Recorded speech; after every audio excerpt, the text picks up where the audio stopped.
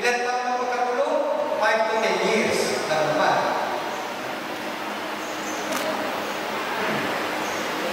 Pangatlo, mahina na lang ating batas, mababa pa ang investment ng ating gobyerno sa usapin ng conservation, preservation, at rehabilitation ng ating mga watershed at ng ating mga kaibigan. Underinvestment, ibig sabihin, hindi priority ng ating gobyerno yung pagpupondo, paglalaan ng pondo para pangalagaan ng ating mga kaibigan. Kalimitan, ang pondo natin sa pagpangalagaan at rehabilitasyon ng ilog ay lumalabas ng tuwing umaabot na tayo sa antas na may sakuna at kalamidad. Pero habang wala pa, wala yan sa ating mga pinagkakagastasan. So, underinvestment. Sinasabi ng United Nations, sa mga bansang katulad ng Pilipinas na nasa middle income, ang problema niya, yung investment niya sa mga mahalagang bagay, mababa. Sa tubig, sa kalikasan, hindi siya naglalagay. Ang masama, underinvestment tayo sa rehabilitasyon at proteksyon ng ating kalikasan. Pero nagpo-promote tayo ng mga investment na nagpapagala sa problema ng ating kalikasan, partikular ng watershed.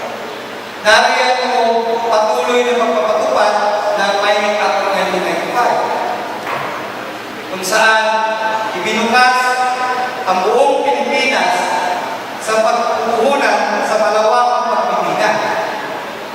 E dito sa Purong Batangas nga, sa Lubog at Taysan area, ang primary site ng mining activity tinatarget. 2,000 hectares ang kanilang mining permit para i-explore 2,000 hectares sa bundok ng Taysan. Imagine natin pag natuluyan. Ang Lubog at ang Taysan, bundok ng Taysan, ay mga watershed area natin. Nandyan din yung coal plant. Nakakapekto rin yan sa ating katulugan. Paano? Ang coal plant po, pag pinatakbo, mangangailangan ng tubig para pamimigin ang kanyang makina. Yung mainit na tubig, kailalabas naman ng coal plant, katulad na nasa Kalaka, at tapos yan sa ating ilog. Pag ang tubig natin sa ating ilog at sa dagat ay uminit, malaki rin ang epekto niya sa ecosystem natin. Maraming mga isda at hayop sa ating dagat na maapektuhan. So ito yung sinatawag natin na may underinvestment ang ating gobyerno sa pangangalaga, pero meron naman siya mga programa, batas, na sa halip ng proteksyonan, ay pinalalalaan ko yung sitwasyon sa ating kalikasan. Kaya ang tawag ng maraming environmental group, ang Pilipinas, kung hindi tayo magigising at aakto ng sama-sama, malamang nakabuti natin yung climate disaster, environmental disaster. Imagine yung magsabay-sabay na bumuhos ulit yung pinakamalakas na bagyong pumunta sa Batangas at sumira sa Kalulumang Bridge ng Bagyo. Bagyong Reming ba yun? Reming? Ha? Greta? Sirang tulay. Greta ba yun? Greta? Greta ba? Greta? Imagine ninyo kung may tatlong gano'n na dadating sa atin. Tapos may kinahan ka sa lubog. Anong itsura ng ating ilog, di ba?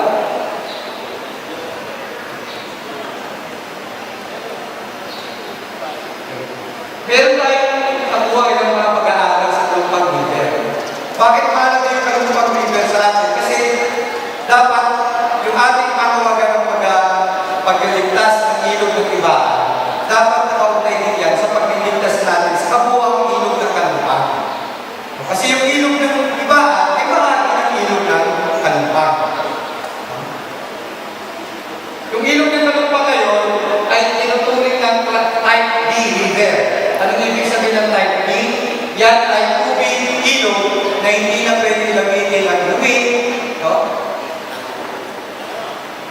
sa dami ng kanyang pollutants. Yung pollutants pa, nagagalit na pumapasok sa ating river, ayon sa pag-aaral ng European Spaniels, ay dumi, fecal coliform at high level of phosphate presence. Ano yun? Sabi ng DNA, ang dalawang ito, produkto ito ng ating mga industriya nasa tabing ilog o ang kanilang mga basura ay tinatapon sa ilog. Sa pag-aaral ng DNA, paano tayo dyan ang industriya ng mga lupa at ng babuyan na makikita natin mula sa Jose, Rosario, Ibarra, at kahit sa papunta na Batangas City. So, dapat kung mag-iisip tayo ng programa, anong dapat natin gawin? Kasi yan ang itsura ng ating ilog. Kailangan mapatupad yung batas. Hindi na naman kailangan mag-invento pa ng batas. Ang dami ng batas. Ang kailangan ay pagpapatupad ng batas. Kung meron man dapat pamyantahin sa batas, ang dapat pamyantahan ay yung pagpaparusa. Kasi napakagaan ng parusa sa environment violator sa ating bansa. Chicken na chicken. Diba? Kasi yun yung 100,000 kung kumikita ka ng 100 milyon. Kasi yun na yung 5 years na pagkakulong. Pero sa kalalasan natin sa Pilipinas, wala pang environmental violator na nakulong. Yung Felix Mine na naglaso sa ilog ng Badgan, hindi nakulong ang mga board of directors ng Felix Mine. Nagkulong talaga sila. Pangalawa, dapat people-centered at community-based yung approach natin na integrated water resource management. Ang ibig sabihin, kung gusto ng mga taga-Ibaan na iligtas ang ilog ng Ibaan, hindi umubra na sa Ibaan lang tayo magsimula. Kailangan katugin natin yung mga kababayan natin sa Rosario, kababayan natin sa Batangas City, para sa isang konsentrado pagkilos para sa gitin ang ating ilog. Ito yung tinatawag ng integrated water resource management. Integrated, ibig sabihin, dapat magkakaugnay. Dapat sa isang balangkas ang magre-resolve ang problema. Walang mangyayari sa inisyatiba natin sa swim dito sa iba. Kapag swim ka, ang nagsuswim. Dapat mag-swim din yung ibang karatang bayan. Kasi yung buong kanumpang bigyan natin ay bahagi at tumatagos mula Batangas City at iba pa mga bayan natin dito sa Batangas. Dapat integrated. No? Kaya malaki ang papel dito ng LGU. Kasi kinakailangan mag-usap-usap ang provincial government at ang local government unit sa pag-resolve sa problema. Hindi mo pwedeng ibaan lang ang magre-resolve. Mahihirapan siya. Sandwich ang ibaan. Nasa San Jose, nasa Rosario. Paano mo may liligtas yung gitna? Kailangan ang liligtasin natin ay buong Kalumpang River. Mula sa pinagkagalingan sa mundo, papunta sa baanan ng karagatan dito sa Batangas. Yung isang elemento kailangan, dapat yung swim, ma-replicate natin. Ang pinaka-matagumpay na pagliligtas ng ilog ay hindi programa isinagawa lang ng gobyerno. Ang kinakailangan ay partisipasyon, aktibong partisipasyon ng mga mamamayan, partikular ng mga komunidad kung nasaan ang ilog. Kung anong mga barangay ang dinadaanan ng ilog niya, dapat ang mamamayan dito, siya ang pangunahing mangalaga ng ating mga komunidad. Bilang bahagi ng kanyang responsibilidad at bilang pag-angkin niya na yung ilog na yan ay ilog natin. Diba? Kung ang gobyerno lang natin ang nakasahan natin, hindi niya kakayanin. Kailangan magtuwang ang ating gobyerno at ang mamamayan sa pagliligtas ng ating ilog. Malaki ang papel ng mga organisasyon. Malaki ang papel ng mga kabataan. Kasi kinakailangan ang may taya dito sa pagliligtas ng ilog ay yung mga kabataan natin. Kasi sabi nga ng asin, di ba? Pag hindi natin pinayos yung ilog na yan. E baka yung susunod na integrasyon ng kabataan natin, picture na lang na makikita kung ano ang itsura ng kalubang river. At kwento na lang ng ating mga lolo na magsasabing dati, nakakaligo kami dyan. Dati, nakakahuli kami ng isda dyan. So, para sa atin, dapat may palangkas din yung ating pagkilos para iligtas ang ilog. Una, dapat tignan natin ang ilog ay bahagi ng buong katubigan. At ang tubig ay bahagi ng ating buhay. At dapat tignan na ang pangangalaga natin sa tubig ay pangangalaga natin sa ating karapatang pantao. Kapag pinabayaan natin ang ating ilog, para na rin natin pinabayaan ang ating buhay. So, dapat, kung mag-resolve tayo ang problema ng ating ilog, tingnan natin ito sa lente ng karapatang pantao. Kailangan tayo kumilos, hindi dahil tinutulak tayo ni Mayor, hindi dahil tinutulak tayo ni Barangay Captain. Kailangan natin kumilos sa ating ilog dahil dito nagagaling ang ating buhay. Lahat tayo ay may taya. Lahat tayo may stake sa tubig na yan. Kaya lahat tayo ay may responsibilidad. Pangalawa, papasok yung water is common.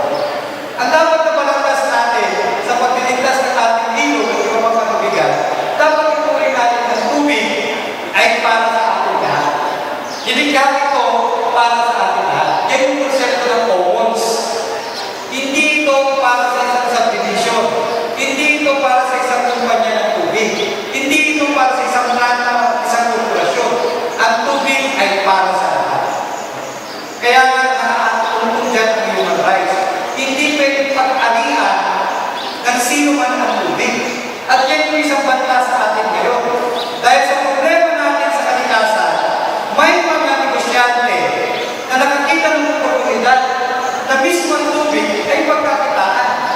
Ito yung tinatawag sa daigdig, commodification of water. No? Imbes na water sa right, naging water right. Ano ibig sabihin ng water right?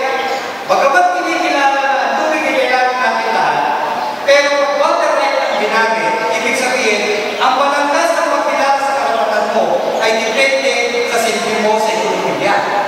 So kung ikaw ay tubig na pag-inuminan, maliit ka kung ikukumpara sa gumagamit ng tubig para lumika ng kuryente, para lumika ng tubig sa ating mga puso.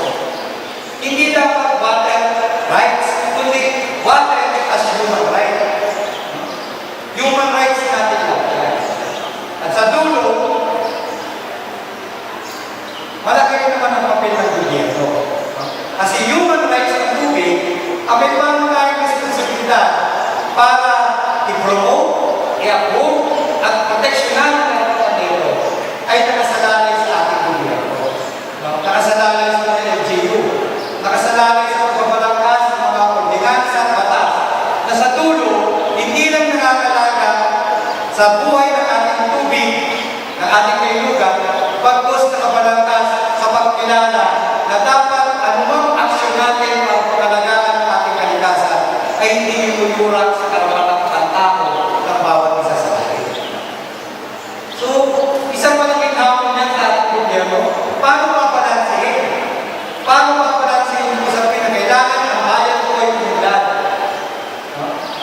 Habang pinakailangan mo ng pangalagaan ng ating kalikasan para ang ating mamamayan ay maging malusog, masaya, at mabuhay ng may dignidad. Siguro yun yung hamon sa atin dito. Walang formula. Ang susi ay pagkilala at tubig ay karapatan, tayo natin may responsibilidad at ang gobyerno ang may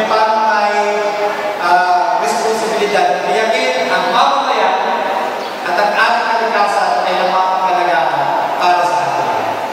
Muli, maraming salamat at magandang tanghali.